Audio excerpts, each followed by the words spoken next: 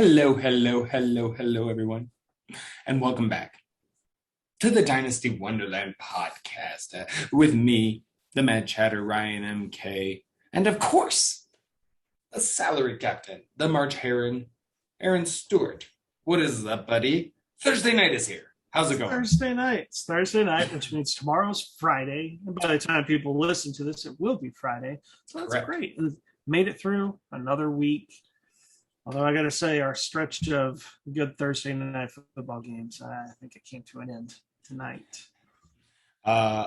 Yes, and I'm gonna have to let you take the lead. Actually, I missed big chunks of the game as I was telling Aaron pre-show my mad caps, and it doesn't sound like I missed a lot, but I will say just real quick in little chunks. You'll have to let me know because I'm interested to hear what you had to say, having seen more of the game.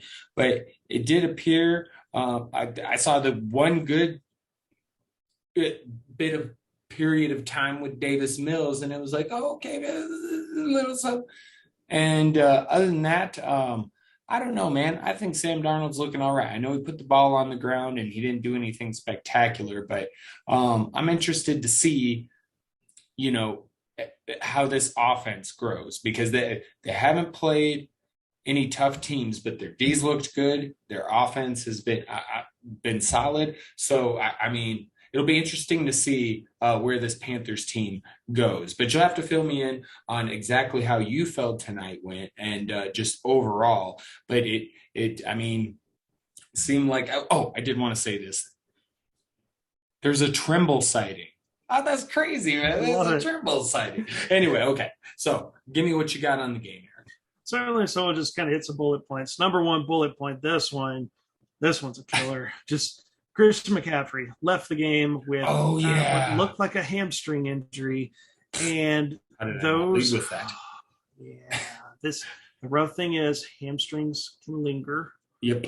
You're usually on average, if it's minor one, you're still going to miss a couple of games. So if you're a Christian McCaffrey owner, be prepared. Hopefully, not that we want handcuffs, but like sometimes when you make that investment in a McCaffrey, like 101, like using your last pick on a Chuba Hubbard just makes sense. You kind of protect your investment a little bit. And yeah, Chuba Hubbard is like, I don't care what else happens on Sunday. It seems like Chuba Hubbard is going to be the top waiver wire claim. Is it Chuba or Chuba? Chuba, might be Chuba. I don't know. Maybe. And Chuba, it was a mixture of good and bad. There were times that he definitely looked like a fourth round rookie. Right. He had a couple of plays where it's like, okay, like it's some decent speed. Tough to gauge because Texans defense is no world beater, but just naturally McCaffrey's out. Right. Chuba's going to be involved. And so, yeah, that should be probably the top waiver wire claim there. Royce Freeman got a handful of carries. Royce Freeman put up the Royce Freeman stat line, 5 carries, 17 yards. And who knows, maybe more practice time and working with some of the first team. Maybe it's better, but I don't know. It is interesting, like maybe Scott Fishbowl, that Royce Freeman could be worth that $1, $2 waiver wire bid. So we don't know how these things shape up. Right. The second observation is DJ Moore's that guy. He is that guy. Yes, indeed. If you were doubting DJ Moore, you shouldn't anymore. 12 targets of the 33, like over a third of the targets. Meanwhile, Robbie Anderson, I was going to say, yeah, and bye, Robbie. There was a funny picture on Twitter, so I'm putting the missing milk carton with a picture of Robbie Anderson. Has anyone seen this player? And I'm like, oh, I have. Last time I saw him was when I dropped him to the waiver wire because you sometimes just kind of know some of these things are going to happen. There's McCaffrey is heavily involved, now out with an injury, and Terrace Marshall. Terrace Marshall had 5 targets in this game, Robbie Anderson 2. So even Dan Arnold got four targets. So poor Anderson just like, I don't even know if he's the third option. before McCaffrey. Like, I don't know. I think it's just best to avoid him. Besides scoring a touchdown week 1, he hasn't done anything. So 3 weeks, that's almost 20% of the season. He is what he is. DJ Moore, target hog. Man, I love that. I had an article that said, hey, that's the breakout receiver. Would have loved to have a touchdown, but 8 catches, 126 yards. That's still over 20 points in PPR. Shifting over to the Houston Texans. Davis Mills, I give him credit. This was not an easy defense to go against. This Panthers defense leads the NFL in pressure rate, and thank God it's a home game at least, and no turnovers. He did manage to throw a touchdown. He took a lot of sacks in this game, but as a rookie didn't seem like he had. Yeah, sorry. Go ahead. No, just as a rookie quarterback, he took his lumps. The team, some of the team players afterwards in interviews, Brandon Cooks complimented him. That's good. And speaking of Brandon Cooks, he had a big game, 9 catches, 112 yards. And we talk about the Tom Savage corollary, where backup quarterback comes in, everyone goes, oh no, like the starting receiver is going to suffer. But not really. No. Like, backup QBs usually just focus on their first read. And we've mentioned Tom Savage because that's what DeAndre Hopkins had to deal with for years. I was going to say, I can remember, like, I used to be of that belief. And that's what I'm like, no, can't be true, because Hopkins just kills it no matter who's fucking throwing him the ball. So absolutely. And Brandon Cooks is always sneaky good. He's not a sexy pick. Nobody really wanted him because there's a billion excuses. Oh, he plays for the Houston Texans. Oh, the quarterback situation. But Brandon Cooks, he's quarterback proof so far this season. You can still play him, preferably as a flex option, but a wide receiver 2 option, you could do a lot worse. Second time in 3 weeks over 100 yards. Yeah. Brandon Cooks just produces. No one else really. So the only other guys to have more than a target, Jordan Akins was back, but didn't really do anything. Neither did Anthony Miller. And the big thing with this game is there were 4 touchdowns, and it was a Tommy Tremble run, 2 Sam Darnold quarterback sneak, or not quarterbacks, 1 quarterback sneak and 1 Sam Darnold 6-yard touchdown run, and an Anthony Miller touchdown. So this game, for fantasy purposes, nobody benefited from the touchdowns. Just unless you played Sam Darnold, which I actually did in one league. Yeah, he actually seems like and I know, again, it didn't seem like he did anything spectacular, but still 23 for 34, 304 yards. And then you got the 2 rushing touchdowns. So, I mean, not a bad day for Sam Darnold.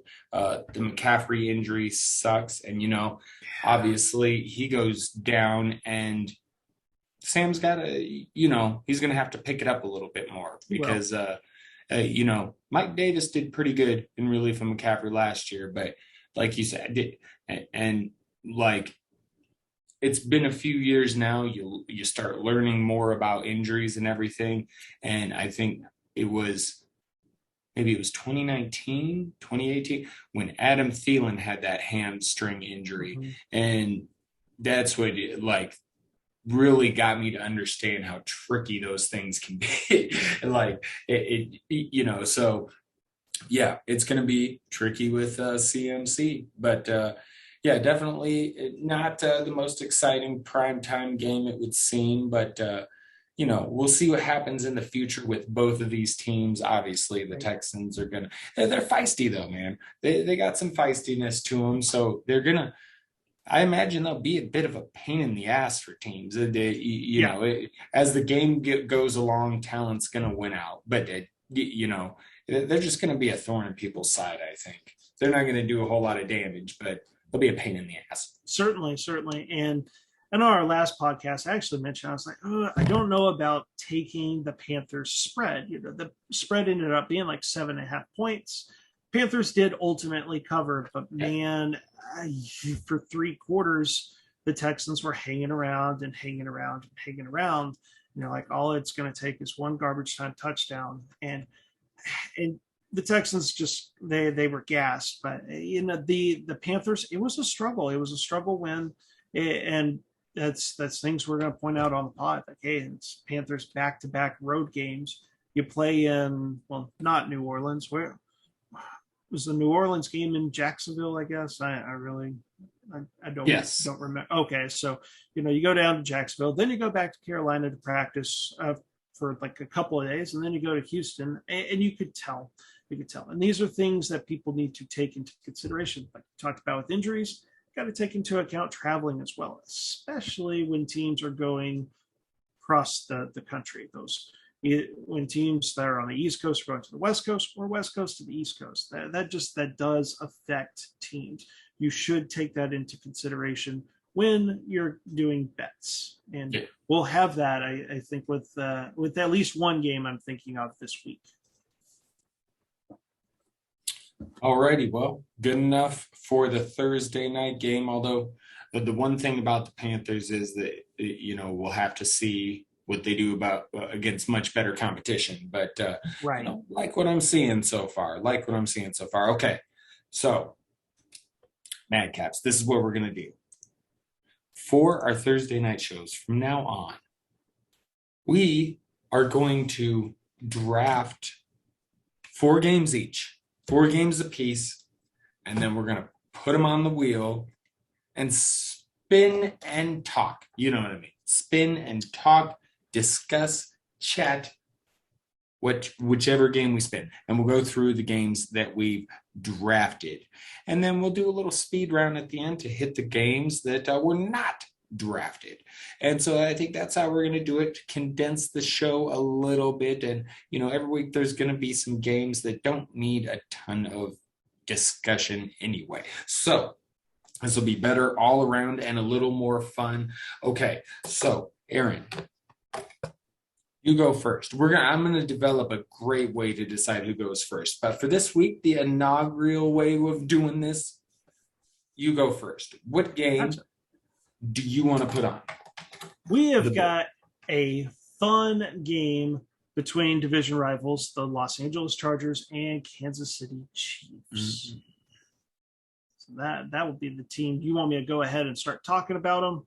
Nope. I'm going to get them on the board, and then we're going to spin for the order of them. Okay. Sounds good. Okay, so I'm going to go. Where's the one I wanted to go with? Tampa Bay at LA Rams. Okay, next, sir. And got to represent the home team, Cowboys and Eagles, another division rival game. Let's get that one on the board. All right.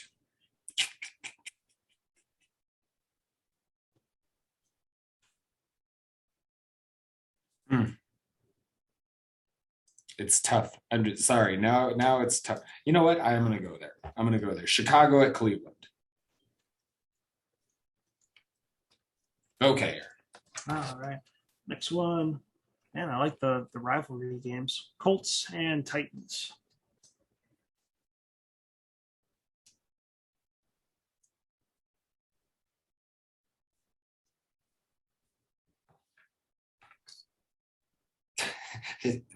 Jacob Eason. Okay. Could be rough. Yeah. Excuse me. Okay, let's see. I'm going to go ahead and go, I think, Green Bay at San Francisco. That'd be a good one. All right, last one, Mr. Aaron. All right, let's go Cardinals and Jaguars. Ooh, that was a good one. I was looking at that one, man. I'm glad one of us picked it. Okay. And then let's see. You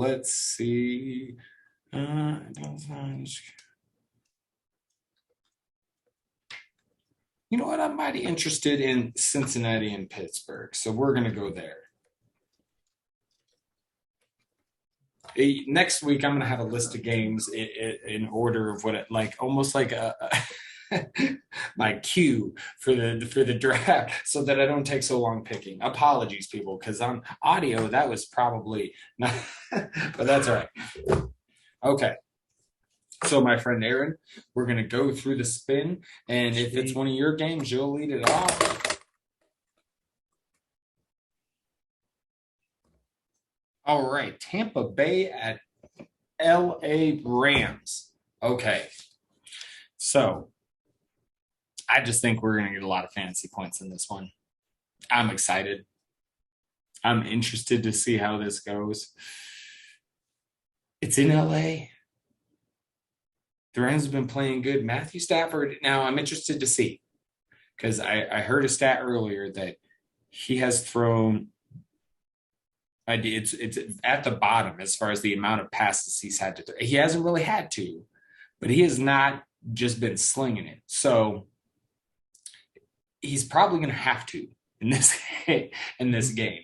And but Tampa Bay's defense doesn't seem to be quite what it was at the end of last year. And I just feel like this is going to be a very interesting game. I think there could definitely be a lot of fantasy points. I think Cup's going to kill it again. No Antonio Brown for the Bucks, so we'll see how that goes. But yeah, and Daryl Henderson, is he still questionable? Do you know? I think so. Still questionable. I don't think they've ruled him out yet. Well, I've got my eyes. Regardless, even if Henderson plays, I think I still like Sony Michel this week. But yeah, that's kind of what I got on the game. I'm just excited for it. A lot of fantasy points. I like some of the players in it, and I think this could be also interesting because should Tampa Bay lose, man. Then he's got to go to New England next week, and that'll be interesting. Well, regardless, but it might be interesting if pissed off Tommy coming off a loss. But I think after some comments made this week by Tom Sr. and Tom's, some of Tom's other buddies. I don't know if you heard about that, but I hadn't. Tom's dad apparently was just kind of talking some shit, I guess is the way to put it. Just look, you could look it up because I'm not going to try and paraphrase it because I don't remember, but they're just talking a little shit about New England. And I'm just like, I know everybody is like, oh, Tom Brady won the Super Bowl without Bill Belichick. Bill Belichick hasn't done shit. And I'm like, watch out, because the dude could still coach, I would say. But so it'll be interesting to see that. I'm excited for that game next week. But sorry, I got off track. Absolutely. But let me know your thoughts on this game. Yeah, the same. Is going to be a lot of points scored in this one. Some excitement because these are two NFC favorites that are starting off the season 2-0, starting off great. And Tom Brady, especially, has been on fire. There's no way he continues that pace this weekend, because the Rams, the Falcons were a pushover, and the Cowboys were still trying to figure out, like, they're young on defense, but they're not. So they're still having to develop. Now, Meanwhile, the Rams are a problem. Aaron Donald, Jalen Ramsey, those are two studs at their position. And Matthew Stafford, like Stafford to Cup connection. Oh my goodness. So I'm excited just to see, because this may be a game that Tampa Bay straight up loses. It is a road game for them. The Rams are a good team. So I'll be watching, and I'll be picking the Rams. Ching! There we go. Love it. Who you got? Let's see. In that game, give me the Rams. Whew, I thought I was going to get one. See, I'm going to try and go a little bit opposite of you today, because I need to catch up in some points. But so I got some specific games. We'll see what happens. All right. We'll try and pick up the pace ourselves. Here we go. Chicago at Cleveland, another one of mine. Oh, another one of yours. Sorry, sir. Okay. It's okay. Right off the bat, I'm just going to say I'm picking Cleveland. I'm very excited to see Justin Fields start. However, it does look like Odell Beckham's coming back. And I, unlike a lot of people, believe him and Baker are going to have it figured out. And especially with no Jarvis, I think this could be a good welcome back game for Odell. He's someone I might be throwing in some lineups for DFS this weekend. And, the Bears defense has proven they're just kind of not quite as good as they were. And as much as I like Justin Fields, this is his first game starting. He wasn't, phenomenal when he came in last week. And I love the shit out of Justin Fields. But this is on the road. Cleveland's got a pretty good D. They're supposed to have a pretty good D. It's been kind of up and down the first couple weeks of the season. But I think this is kind of a tough first game for him. I think he'll get through it fine, but I don't expect them to be, super competitive, I guess. So I feel like Cleveland should be able to win this comfortably. And so it's as excited as I am for Fields, I'm not starting him. I'm not playing him. And, I do think, like I said, Odell, of course. And, other than that, well, Nick Chubb. You got to play Nick Chubb. But other than that, those are kind of the guys I'm looking at, really, is Odell. But I think that's kind of the game, how I see the game going. And, yeah, that's where I'm at with this one. What about you? Certainly. I'm interested to see how involved Odell is, because coming into this game, it's something like the Browns receivers have like the fewest receptions in the league or something like that. And it's just because this Browns offense they spread the ball out. Like they're going to have multiple guys. They got 3 tight ends, 2 running backs. Like they're deep at their skill positions, and they like to get people involved. Some weeks it maybe Anthony Schwartz, other weeks, maybe a Donovan Peoples-Jones. So, but you're right, no Landry.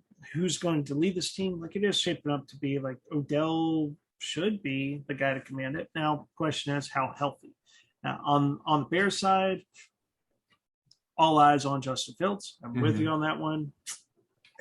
I feel like it's still safe to start Allen Robinson. The Browns secondary is actually not quite there yet, not living up to expectations. And just like what we saw with Davis Mills, a rookie quarterback, they're going to lock on to their top guy. And there's not really a threat there. Darnell Mooney, Cole Kmet, sure, they'll get theirs, but no threat for Allen Robinson. And probably great news for David Montgomery. Mobile quarterbacks, oh man, and Montgomery he's already been looking good this season. Just I'm no film grinder, but just watching a game, like, this guy moves well. So that's what I'll be watching. And no surprise pick here. We're gonna go Cleveland. All right. Although that spread,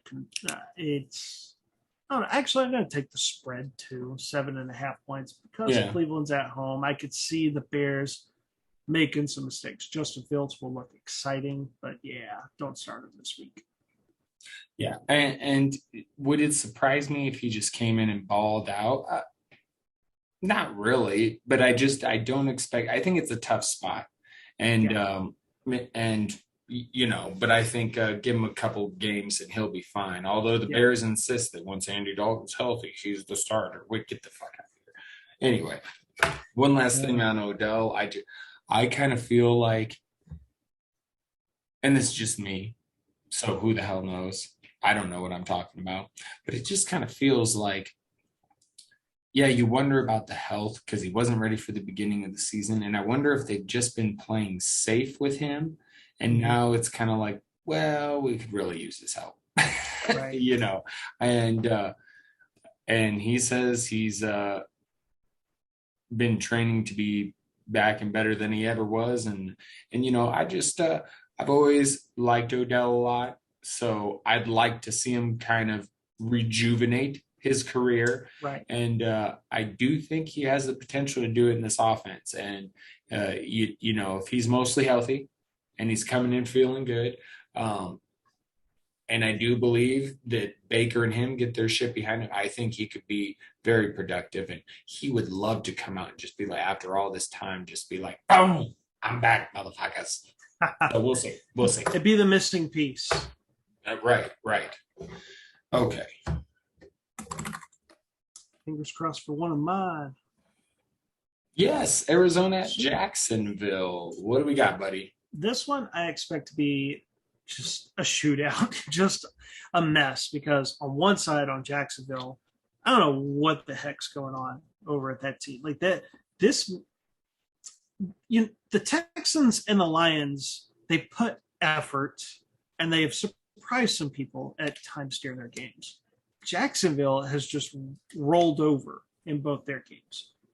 Do they get things fixed? They are a home team, but Arizona is 2-0. And Kyler Murray is playing out of his mind. And I don't see that. I don't see that stopping.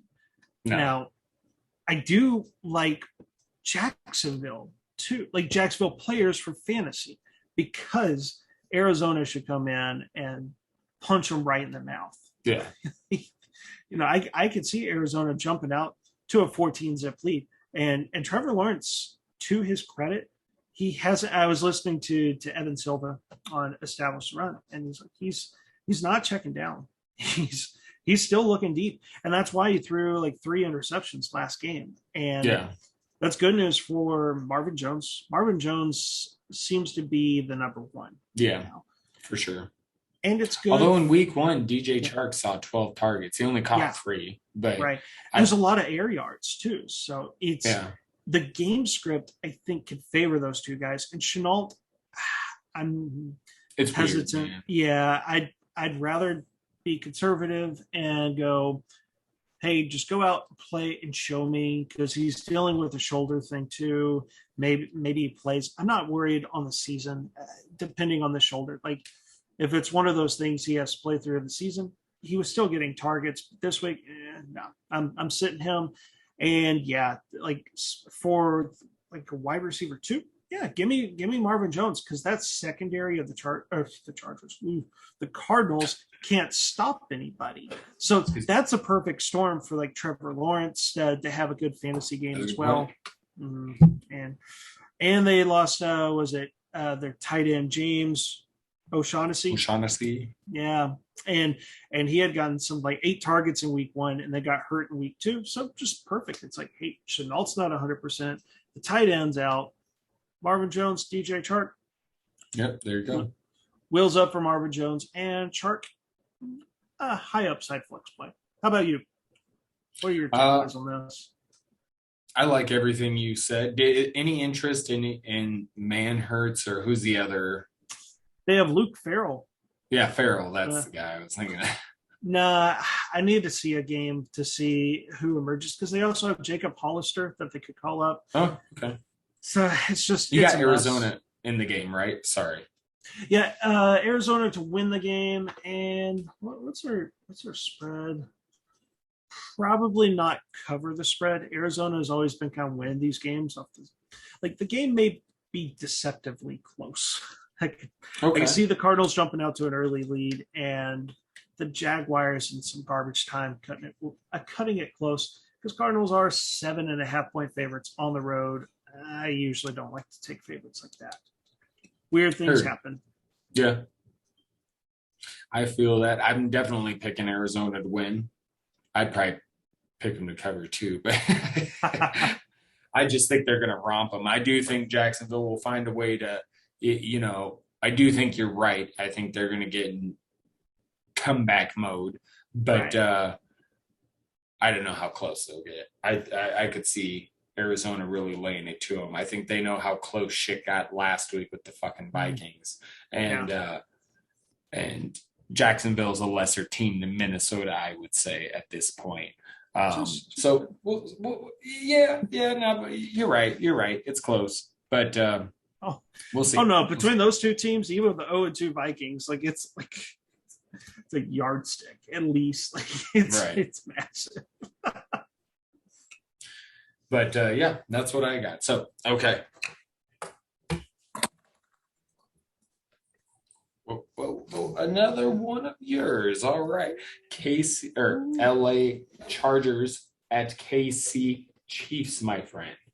I'm expecting a good game here because the fact of the matter is, outside of fantasy football, the loser of this game is going to be last place in the division because Raiders and Broncos are both 2-0. So even if they lose. So because of that, like I think it's a desperate game for both guys or for both teams because for Kansas City, you're the home team, right? It's at Kansas City. Is that right?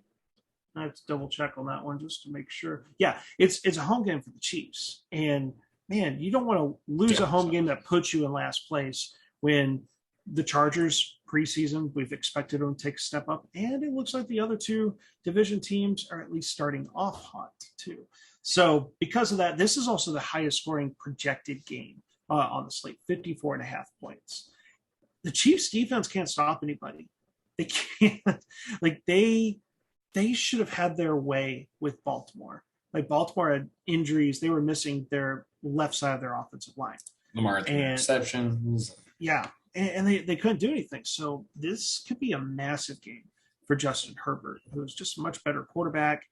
Mike Williams, I love the way they utilize him. It's like 4 years of him being like the steep threat. And then they come in, new coaching staff. Nah, we're going to use you this way. And it's working. So basically any Chargers, I'm starting. Usually I'm going to go, hey, especially these Kansas City games. They're getting so ridiculous. Like last week, Marquise Brown, a guy that people probably wouldn't normally start. You could absolutely start him. So yeah, Mike Williams is definitely you plug and play in your lineup. Keenan Allen's going to get some. I still like Jared Cook too. Jared Cook, a lot of probably going under the radar for tight ends in redraft. So for Chargers, starting them all. And Chiefs, you're starting your typical Chiefs players. An interesting thing is Clyde Edwards-Helaire, who has not been playing well. He did, I think the reminder to people is he suffered a high ankle sprain like last preseason game. So is that an excuse for this? Possibly. These high ankle sprains are hard to play on. Right.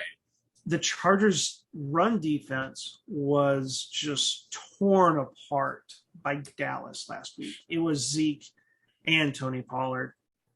Are the Chiefs going to – the Chiefs have been very pass happy. Do they look back at last week and go, hey, maybe we need to feature the run more? I don't know. Like Clyde Edwards-Helaire. A lot of people are already jumping off. I'm not there yet. I'm still going to start him this week because of it's going to be a high-scoring game. And I will say, that's tough. Give me the Chargers. I can't believe I'm taking them, but give me the Chargers to get a road victory. Then I'm going the Chiefs. Because if you went Chiefs, I was going Chargers. This was one of the one I was like, I'm comfortable going either way. Yeah. And speaking of start all your Chargers, I'm not sure if either one of us said it with the previous game, Arizona at Jacksonville. Start your fucking Cardinals. Yeah. Yeah. But yeah, I'm pretty much with you on this game. I think this is gonna be a hell of a game. It was a good pick by you. This is going to be fun. And a 12 p.m. game, too. I'm shocked by that. I would have thought they would have pushed it to 3:30 or so. But I don't know if they could do that with those games. I know they can opt to make one the Sunday night football game. But yeah, going to be fun. I think they can flex them into the afternoon. I don't know. But they would have had to have done it like last week or something like that. So, yeah, really surprised that it's like the early slate. But awesome. After last week, I'm glad we've got a watchable game for the for the early slate. Oh yeah! All right. All righty. That's one of yours. Cincinnati at Pittsburgh. That's right. I got the C and the I close together. It looked like it said on. I was like, "What's on?" Okay. Cincinnati at Pittsburgh. I think this is going to be fun. Because I think Cincinnati is going to give Pittsburgh a run for their money in this one. Cincinnati's defense, sneaky solid. And I think Joe Burrow made some mistakes last week. And I think Cincinnati, they could have won that game last week. And I feel like they're going to come in, and because I'm not sold on Pittsburgh. Week 1, I think, was just kind of weird. And I'm just like, I don't know. I'm not entirely sold on Pittsburgh. Even in their own, in this division, Cleveland to me is better than Pittsburgh. Baltimore, even with all their injuries, is better than. I'm just not entirely sold that Pittsburgh can get it done. And now Big Ben, is he on track to play, or is he pretty banged up? I got to double check because I know he came out. He's on the injury list, but I'd be shocked if he didn't play. Like this. Although I did pick up Mason Rudolph in a Dynasty League, because you never know. Yeah, it says he's back at practice. So sorry, I should have had that fucking written down already. But and that's right there. He's starting to fall apart already. And I'm not trying to laugh at the injury or his pain or anything. It's just like I didn't see, like, man, it's like we were worried about a bunch of things, and Ben Roethlisberger's health had to be one of those on the top of the list. And week 3 is already fucking banged up. Like, this is not good news. Unless Dwayne Haskins come in and kills it, because it ain't Mason Rudolph, you know? So unless there's some, miracle behind Dwayne Haskins, I think they're in trouble at the position this year. And I mean, we've seen with Nadia Harris, I mean, fantasy wise, a little better last week, but still it's not been great. You know what I mean? So, they kind of got by in Buffalo in a weird week 1 game. And even I think I thought a little more positively about him than I should have. And I don't know. I feel like this is a game Cincinnati could easily go in and steal. And you know what? I'm going to take Cincinnati. Fuck it. And I think, I'm going to take Cincinnati. Well, Pittsburgh does do some things well, but you did mention like their weaknesses. Ben Roethlisberger is not the same quarterback that he used to be. And I know I've mentioned on a previous pod, that's why they drafted Najee Harris in the first round. That's why they've slowed the pace down. Like, ideally, this is no longer a Steelers team that they want to pass 40 times. They would rather pass 30 to 32 times.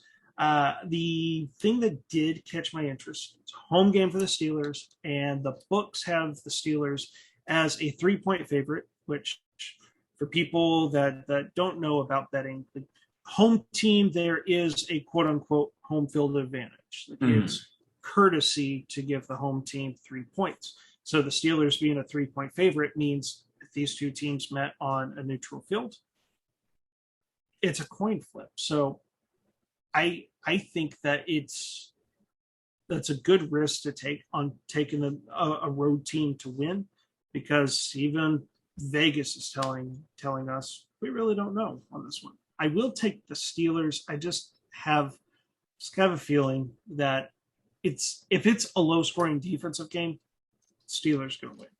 Yeah. And that becomes the trick for the Bengals, because the secondary for the Steelers can cause fits for opposing receivers. I want to say, no, that's a different team. But Buffalo's weapons in week 1, they had a hard time getting yards against the Steelers secondary. Good point. So Jamar Chase, T. Higgins, Tyler Boyd, I haven't looked at the matchups individually, but I'm not too confident with those. with those guys. And people that read my article last week, I wasn't big on T. Higgins, and I'm tempted. I may put him in the article again. And he got bailed out because he scored a touchdown last week. Yeah. But Najee Harris, one of the interesting little stats here is the Bengals are actually they're decent. Like this season in fantasy points, granted it's only 2 games, but they've only given up. They're like a top 8 defense in fantasy points. Given let's see, 36, top 9, so top 10 in fantasy points allowed to running backs. Like they're good at preventing fantasy points scored from running backs. But they do have one thing that's interesting is they have allowed 19 targets to running backs. It's 2, 4, 6, top 6, like 6 most.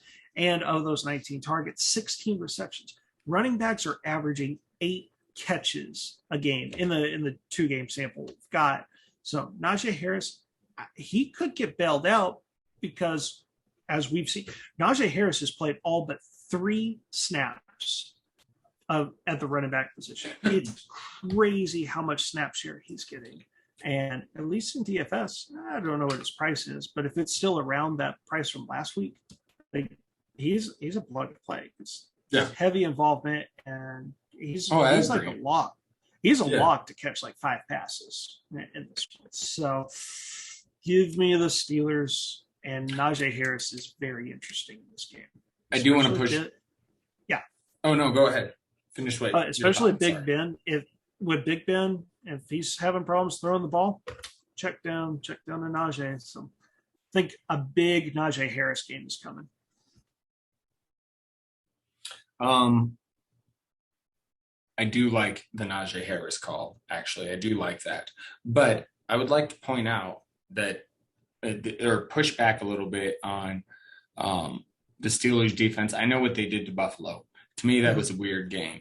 And even last week, it's not like their offense went ballistic. It was a lot of the running game. You know what I mean? Yeah. And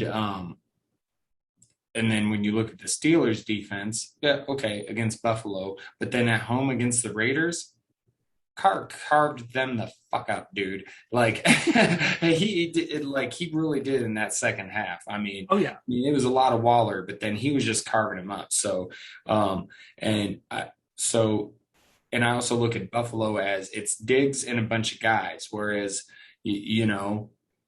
Cincinnati, much like Oakland, has many a threat on that offense. You know what I mean?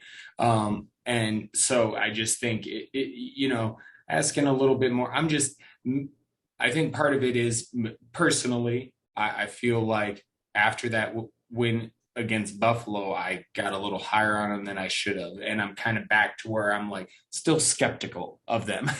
And so I feel like if a good game to pivot on you, I feel comfortable with this one because I feel like Cincinnati's got a good shot. I really do. Love it. And as I mentioned too, Vegas is even telling us, hey, look, neutral field, it's a coin flip. So I think it's fitting that we are on the other side on this one. It's a coin flip for us as well. Yes, sir. And I would say David Montgomery went for 61 yards last week off of 20 attempts against the Bengals defense. Just to point out. So it'll be interesting. Hey, that's why Najee's got to get those 5+ catches. That's true. That is. All right. We'll see what happens. There is some good. We picked some good games, man. Now there's not a whole lot of stuff interesting left, but we did the games we picked, man, are pretty good. All right, so that's the first time we went to a blank. I know. It's kind of impressive. Oh no. There we go. Green Bay at San Francisco. Okay. This one I find to be interesting because I feel like I still don't know who the fuck the Packers are. To get the doors blown off in week 1 against the Saints team, frankly, I'm not entirely sure what the fuck they are either. And then Green Bay takes out Detroit, who was a little feisty in the first half, had to have some Packers fans worried at halftime. And now they have to travel to San Francisco. Sometimes this is a problem for the Packers. And so I'm just like, I still feel like I just don't know, because I want to feel like they're going to be able to put up points, keep up, because I'm going to pick San Francisco to win this game. But I do feel like Green Bay, they really got to do something to keep up in this game, I think, because they're just a weird team right now. Again, I can't figure out what they are. Their defense hasn't been great. Their offense, so I just want to see, and I know this is Aaron Rodgers, MVP, and all of that. And Aaron Jones just gave us fantasy gold last week with all those wonderful touchdowns. But I'm just like, yeah, against the Lions. So I just don't know what to make of them. And it's confusing as fuck. But I'm interested to see what happens. Obviously, you're going to play your Green Bay studs. But I'm also very interested in the 49ers side of the ball. No Trey Lance that last week. Are we going to see him at all this week? Do they just do what they have done before against the Packers and just run it the fuck down their throat? Because it does sound like Elijah Mitchell is going to go. So do we just get him? Maybe Trey Sermon goes. Do we just get a bunch of San Francisco running the ball at him? I don't know. So I think this is going to be a good game. I do think San Francisco's going to take it. And this is the Sunday night football game, I believe. Oh, yeah. We'll see. I mean, like I said, I think if it was in Green Bay, I probably would go Green Bay this one. But being in San Fran, I'm going to take the home team. And, what are your thoughts? So similar to the last game we talked about too, the spread on this one favors the home team by 3 points. So and I think Vegas is correct with their thought process, because 2 games that these 2 teams have played leading into this matchup, I don't know what the heck either team are. Like San Francisco, you're right about San Francisco, yeah, right? Because San Francisco, they. Detroit made that a little too interesting for them. That's true. And then the next week it gets San Francisco hasn't defeated a team where I go, yes, that's a statement win. Granted, still early in the season, but I go, should San Francisco be the favorite? I don't know. On the other side, Green Bay does have that really bad loss to the Saints, but it was a road game too. And I'm going to take the Packers in this one. I think you really hit on all the players there. There's no real surprises. I don't know. I got burned by MVS. I can't do it anymore. But this is what people should be rooting for if they don't have a dog in the race.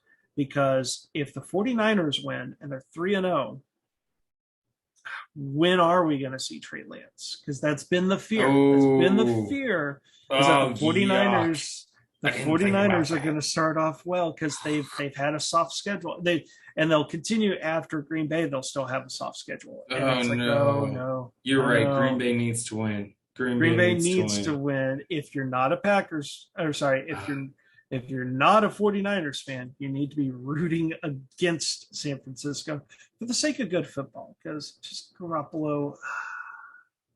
Yeah, I want to change my pick now, but I can't bring myself to do it, but I really want to, because I don't. So it is narrative. Yeah. I don't want. Yeah, you're so right. I didn't even think about that. It is a little about narrative. This game all wrong. It's a little narrative for me, and you know what? I will say, if it does happen, Green Bay's, it's a short week for them because they had the Monday night game, and then they're traveling to the West Coast, and it's going against my brain is saying take San Francisco in this one, but my heart is saying go Green Bay. And you know what? To make it interesting, I'll go Green Bay. There we go. Okay. Well, the last two games are yours, my friend. So instead of spinning, why don't you just tell me? Here, we'll do it this way. Why don't you give me your thoughts on Indianapolis at Tennessee, and then I'll let you hit the Monday night game before we hit our lightning round. Certainly. So the reason I picked this game, just one quick non-fantasy football thing is Colts are 0-2, Titans are 1-1, and they had that really ugly loss in week 1 to the Cardinals. It's the team that loses this game, you start to kind of panic a little bit. You know, the Colts lose, they're obviously 0-3. Right. And you start to wonder if the Colts are like, yeah, Carson Wentz, like take some time, get your ankles like working better. Because the Colts may be like, oh crap, if he plays X amount of games, that trade that they did with Philadelphia to get him, like X amount of snaps, they sent a first round pick, and that's going to be disastrous because the Colts are just injuries hit them hard. Yeah. On the other side for Tennessee, Julio Jones was supposed to be kind of that the final infinity stone. It was like, yes, we finally have Tannehill. We've got great quarterback play, like a running back that is like no other in the league, and a star receiver duo, AJ Brown, Julio Jones. Hasn't quite all come together, but it's going to come together in this one. The Colts secondary. So Cooper Kupp and Tyler Lockett are your top two wide receivers in PPR scoring. They have both played the Indianapolis Colts. This is your get-right game for both A.J. Brown and Julio Jones. I think that big game that I'm certainly hoping for in a home league where I have Tannehill, A.J. Brown, and Julio Jones, it's going to happen. This Colts team, I'm hoping for a lot of Tennessee Titans. Like, I want to see a Titans offense that we didn't see in week 1. We started to kind of see it in week 2. We're like, okay, right. I was calmed down a little bit there because week 1, it was like, they're not doing anything that they did the past 2 seasons. We started to see that in week 2. I want to see that continue in week 3. And then for the Colts, there could be some sneaky, like, Titan secondary is bad. Right, for sure. Jacob Eason, if he starts, that's concerning because he's never – I can't say he hasn't played the regular season. He has. He's already thrown an interception on 5 pass attempts. Right. But you can find some cheap options. Like if you're absolutely desperate receiver, Zach Pascal, he becomes an intriguing option there. Because Paris Campbell, it only took him 2 weeks and he got hurt. And T.Y. Hilton, of course, is gone. And Pittman had the huge game, but Zach Pascal I think, goes under the radar there. And if we want a little bit of a narrative, technically, this could be a Pascal revenge game. Because in 2017, he was on the Titans before he joined the Colts the next year, where he has made, most people don't know Pascal. Pascal actually played for the Titans first. So, maybe a revenge game. I don't know. Tennessee is favored by 5.5 points. I'm going to say that they cover that at home. This is their get-right game. This is their, all right, we're taking things seriously. And this is when the Colts go, oh, shit, we're 0-3, and Carson Wentz needs to take, like, at least half the season to work on his ankles. Yeah. I don't really have a whole lot to add, man. I think the Colts are in trouble. It's just all around bad news for them. And like you said, still a couple of places to get a little bit of fantasy production. I'm with you on Pascal. I still like Pittman. But yeah, it's definitely a get-right game, as we used last week. Get-right game. So I'll let you go ahead. Talk the Monday night game, Philadelphia at Dallas. Prime time. All right. So this will be fun because I really love Dallas's play calling. That's been a very encouraging thing because I'm not used to that as a Cowboys fan. It's been usually hand the ball to Zeke up the middle. The Cowboys have shown they're not just going to do that. For how will they handle Jalen Hurts? I'm curious. I think this has the potential. What is the over on this game? It is 51.5 points. It could be a sneaky shootout here. So Yeah. On the Cowboys side, Amari Cooper's a little banged up. If he doesn't play, who besides CeeDee Lamb is going to step up for the Cowboys? Simi Fehoko. Simi Fehoko. I would love it. They have so many weapons here. Excuse me. And maybe this is the big Zeke game that we're hoping for. I really don't know. Now on the Philadelphia side, what I'm curious to see who Trayvon Diggs, the Cowboys' top cornerback, matches up with, because whoever doesn't match up with them, right, it could be set up for a big game. I'm going to say that kind of a bold start could be Jalen Reagor. I like his usage. Just last week was one of those games where sometimes the usage is there and the air yards is there. It just doesn't all come together.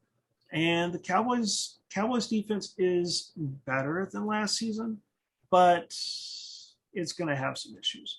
That's evidenced by the game total in this one being 51.5 points. Give me the Cowboys on this one, because for the Eagles, their one win was against Atlanta, who is hardly trying this season. Or maybe that's a rough statement. Their defense is open for business 24/7. So with the Eagles, sure, they got to win against arguably one of the worst teams in the league. Can the Eagles win on the road? I don't know. Now, it is a division game. Crazy things happen. But the Cowboys, they beat a good Chargers team, great Chargers team on the road.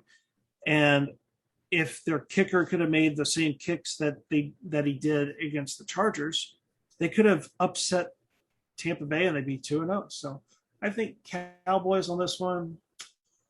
How about them Cowboys? We'll take them with the spread as well. 3.5 point favorite. We're going to say they're going to win by a touchdown. Okay. I'm unfortunately going to agree. I so badly want to pick Philadelphia, but it is in Dallas. And Brandon Graham is out for the Eagles. That lessens their defense. As much as I like the Eagles' offense, I don't know. It's just kind of tough spot for Hurts. Right. And I don't know if they'll be able to keep up with the Cowboys in this one. And that's kind of what worries me. But hey, the Cowboys are kind of banged up. So I don't know. I do think it's going to be close. I really want to pick. I really do. Do it. Fuck it. I'm going to do it. I'm going to pick Philly. If you crush me again this week, I've went risky on quite a few games. We'll see. We'll see how it works out. So, and you got Dallas. Okay. Now, I'm going to set up. I do want to say a couple interesting things with Philly. I think Miles Sanders could be a good play in this one. That's just an additional comment. But I'm going to get us a timer going, like a stopwatch. Let's see, timer. There we go. It has started. Let us go ahead. We'll go through our picks. Lightning round. Atlanta Falcons at New York Giants. Who you got? Give me the Falcons, and Joe Judge is on the hot seat officially. Ooh, I'd see. I'm going with the Giants. I think they played the Skins good last week. I think they could have had that game. And you know what? I just feel like, we saw some positivity in the game last week. And if they can build on that against a very bad Falcons team, it's at home. I think Giants got this. That's all I'm saying.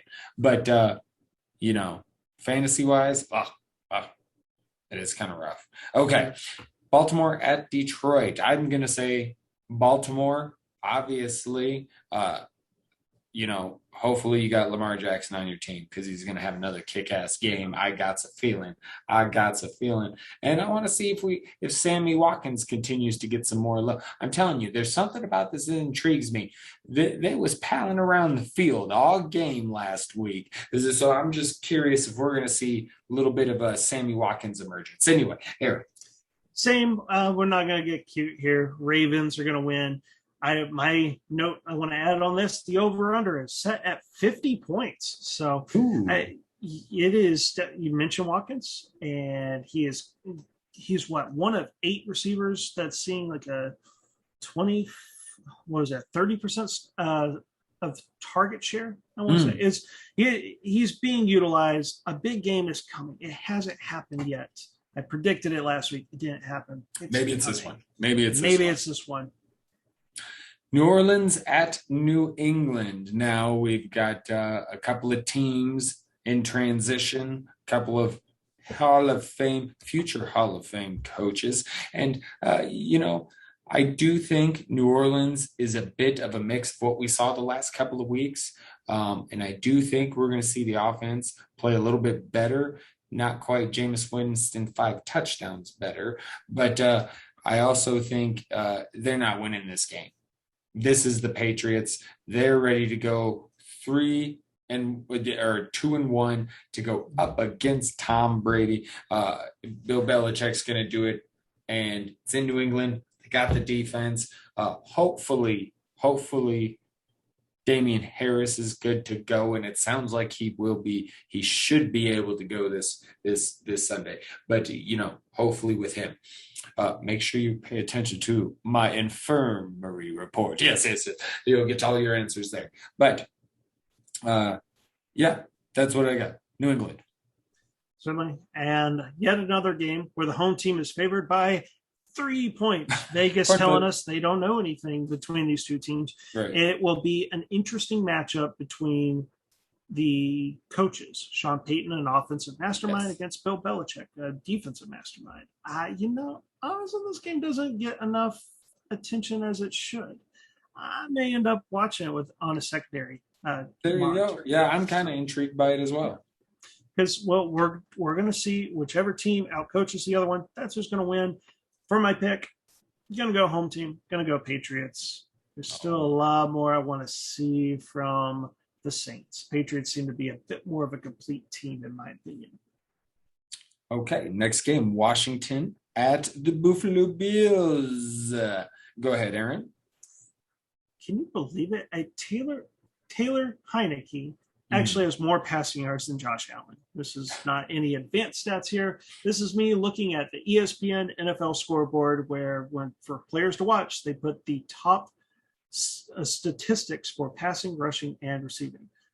Josh Allen's going to fix that in this game. We're going to go Bills, and the Washington secondary not as good as people may think. So I'm thinking that this, after 2 mediocre performances, and honestly, Pittsburgh and Miami have really good secondaries. Josh Allen's about to put up one of the big old Josh Allen games that people that drafted him hoped that he would have. Start all your Bills players, even if you want to go Emmanuel Sanders. It's like a flex play. A lot of air yards for Emmanuel Sanders. That is eventually going to pay off. Yeah, I could definitely see Heineke struggling a little more in this game in Buffalo. They got a little bit of a pass rush now, but I think I'm with you on the Josh Allen game. And I got Buffalo as well. Miami at Las Vegas, not a whole lot to say here. Looks like Jacoby Brissett's going to start and blah, blah, blah, blah, blah. I'm going to pick Vegas. I just think, I've been had a hard time just admitting they've been kicking some ass and rolling. And you know what? I think that the Vegas Raiders are kind of for real. I'm going to throw kind of in there. And they're going to take out the Dolphins. So I mean, who on Miami could you trust to play? I don't know. I don't think I'd trust anyone this week. But play your Raiders. Hey. And a game where an East Coast team is going to, well, it's Vegas. So that's close enough to being West Coast. We'll say that. I just have the sinking feeling that the Raiders are going to do what the Raiders do. I mean, the Raiders beat the Chiefs last year. Okay. But then they finished as like a 500 team. Wouldn't that just be the most Raiders thing, that they beat arguably the two top teams in the AFC North, and then they have a home game? They're hosting a team that just got destroyed, and that's the secondary is still good for the Dolphins. There's a lot of problems on that team, but give me the Dolphins as a surprise upset on the road. I don't disagree that the Raiders might not stumble down the road and just do the whole Raiders thing, but I just don't see it I just don't see it this week. I just don't see it. But you never know. Okay. New York Jets at Denver Broncos, Aaron. Who you got? We're going Broncos all the way. Now, their defense, they're starting to have some injury problems there. That is Mr. Chubb. Unfortunate. But at the end of the day, too, this Broncos team still has enough talent to get the job done.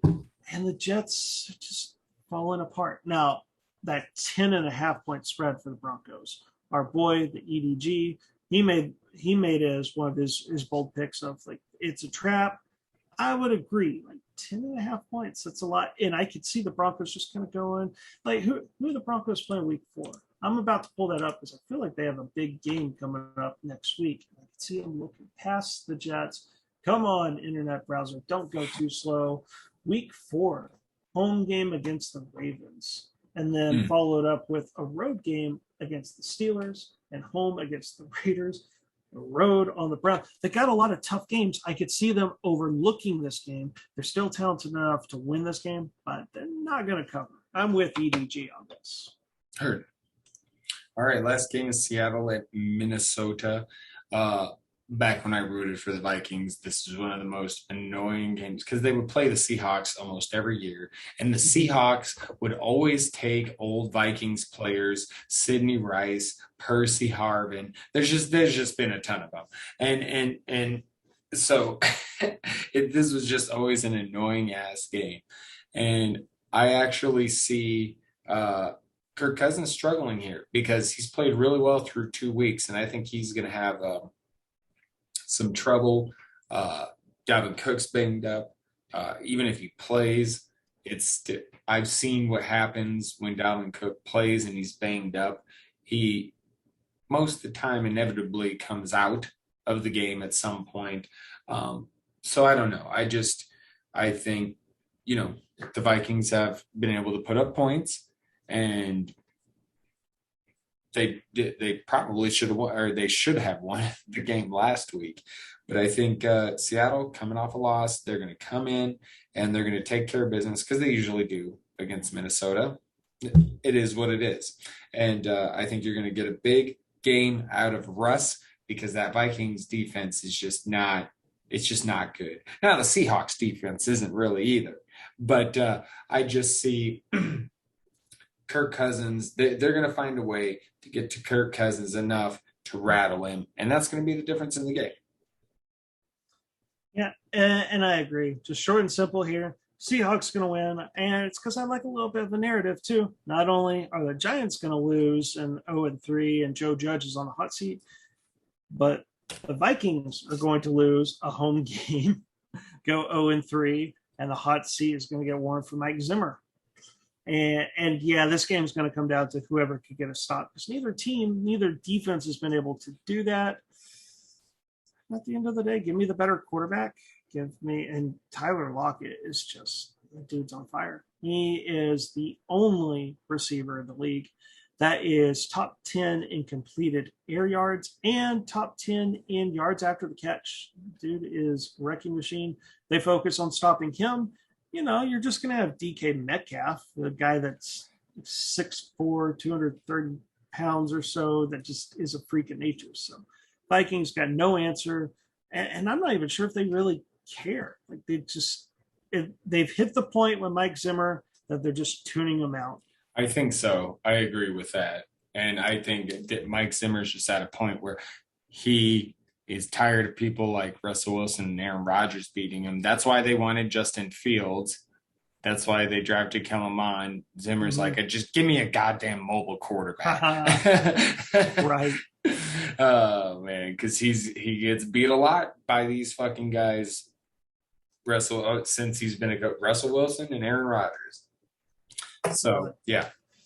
Anyway, okay, that was not quite as lightning round, but it doesn't surprise me. But you know what? We're going to fine tune it all. We're getting there. We are getting there. But hey, I'm definitely intrigued for this week's set of picks.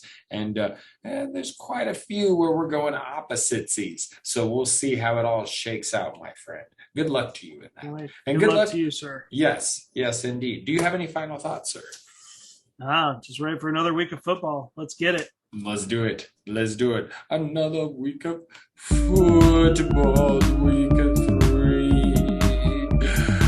And good luck to all of you. Good luck, Aaron Goodsall. You too. My captain. Oh, captain, my captain. Yes. And to all of you, stay safe, stay vigilant, stay mad. And until next time, well, hey, we'll be back for our awesome Sunday show. Until then, take care. I'll talk.